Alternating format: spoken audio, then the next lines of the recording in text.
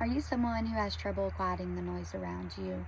No matter how hard you try, if you sit down to spend time with the Lord, before you know it, your thoughts are just spiraling, and it's like you can't focus to save your life. Well, one, you're not alone.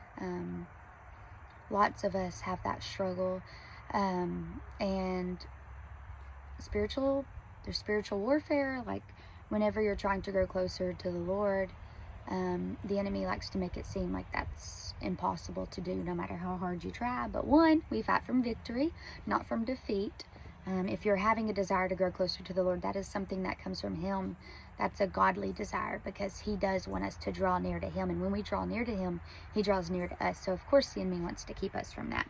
But I want to encourage you with a story from Mark 4, 35 through 39. So, it's when Jesus and His disciples were on the sea, and Jesus was actually sleeping on the boat, and there was like a big storm at sea. And the disciples woke him up, and they said, "Teacher, don't you care we're going to die?" And He got up, rebuked the wind, and said to the sea, "Silence, be still."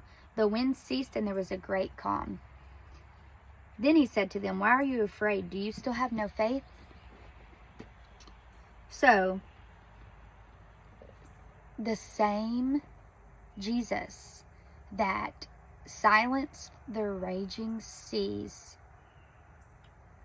with 3 words, "Peace, be still," is the same Jesus that can silence the chaos of our thoughts. If He can speak into the storm, "Peace, be still," and it be still, what can He do for our thoughts? Of course He can say, "Peace, be still." We could speak that. The Bible calls us to speak the things that are not as though they are. If you want victory over the chaos, then speak truth over it. The truth is that Hebrews 13:8 says, Jesus Christ is the same yesterday, today, and forever. What's the chaos of our mind compared to the raging sea? Like, to me, they can go raging sea, raging chaos. Like, we might not be on a raging sea, but sometimes our thoughts can make us feel like we're at sea, and the waves are awful. The ship is sinking, and it's like all we know how to do is just trying to keep our head above water. But Jesus wants more for us than just be barely keeping our head above water. He wants us to walk in full authority. He wants us to speak to that chaos. Peace, be still, and for us to believe.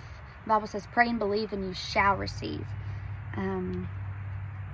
And the other night, the Lord woke me up like in the early hours of the night, and I just kept hearing, "I am the holy living water."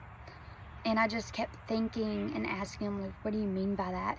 And I just began to see, like, He's calling out to us. He is trying to allow us to see that He is the holy living water.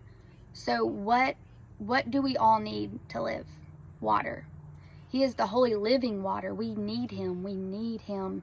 We need His fruit. We need His words to be able to live a life that He has called for us to walk in what the Bible says, "For I know the plans I have for you, plans to prosper you, not to harm you, to give you hope in a future." In order to have that life that He has promised, we have to drink from His holy living water and continue to grow. The Bible says to plow the unplowed ground. Don't just stop when you get to a place of comfort. No. Keep digging, keep unplowing, keep growing until there's no more breath in your lungs. Keep doing whatever it takes to grow closer to Him and to honor Him in every way, shape, and form. I hope that my prayer for y'all is that y'all will be able to speak in boldness to the chaos around you. Peace, be still. Find time with the Lord. Do whatever it takes to fight for time with Him and to just honor Him in all that you do. He is the holy living water.